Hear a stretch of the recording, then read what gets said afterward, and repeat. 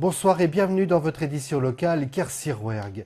Un jeune homme de 19 ans a été arrêté vendredi par les gendarmes de Villefranche-de-Rouergue. Il a reconnu avoir participé à la série d'incendies nocturnes dans le centre historique de la ville la semaine dernière. Aujourd'hui, il était présenté devant le tribunal de Rodez.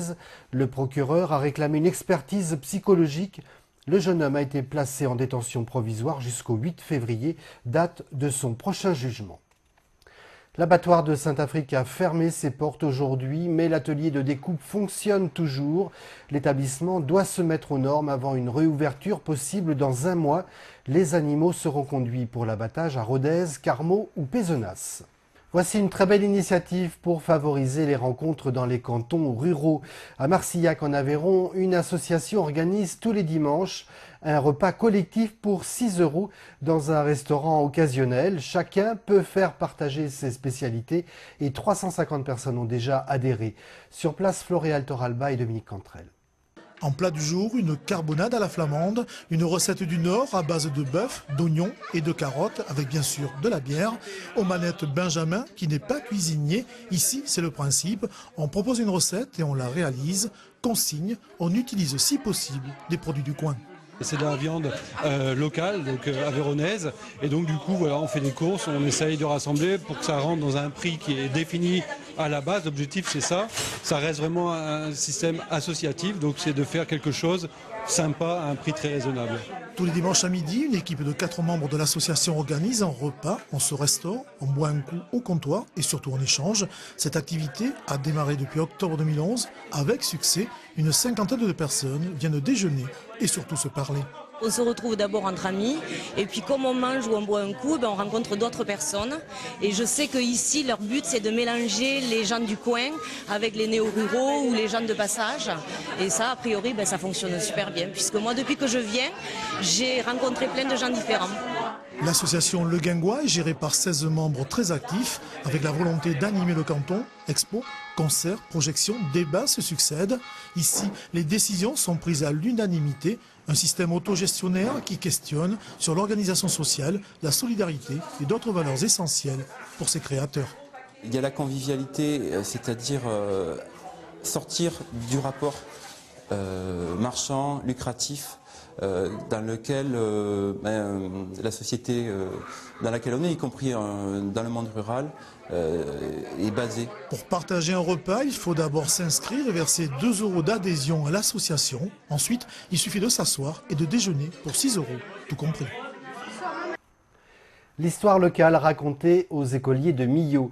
Le musée accueille tous les jours les classes des écoles de la ville pour une matinée récréative et pédagogique. Le thème actuellement, c'est la lutte du Larzac à travers une exposition temporaire. Visite guidée sous les yeux des CM2, 10 ans de lutte en affiche. Le Larzac, ses emblèmes sont passés. Le président de la Défense voulait agrandir le territoire du camp militaire. Et les paysans, ils ne voulaient pas qu'ils agrandissent le Larzac. Leçon d'histoire et de graphisme. Ici, on observe les symboles et on s'en inspire. La suite se passe au premier étage, à chacun son affiche.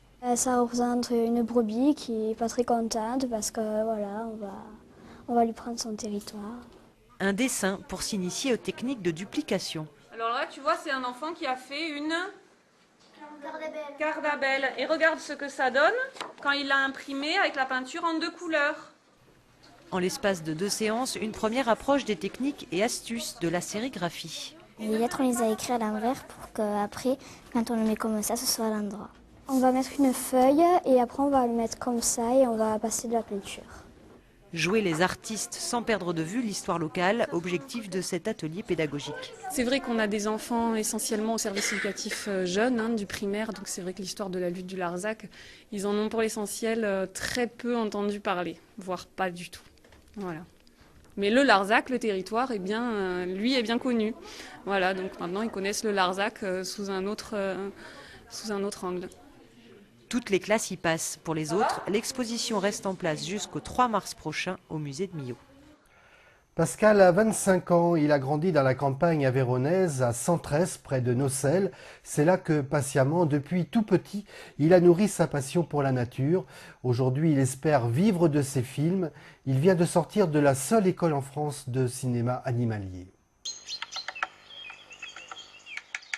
Cette image d'un pic et pêche est tirée d'un film animalier tourné par Pascal Gobert, un documentaire de fin d'études où le jeune homme s'interroge sur la nature et la préservation des espèces.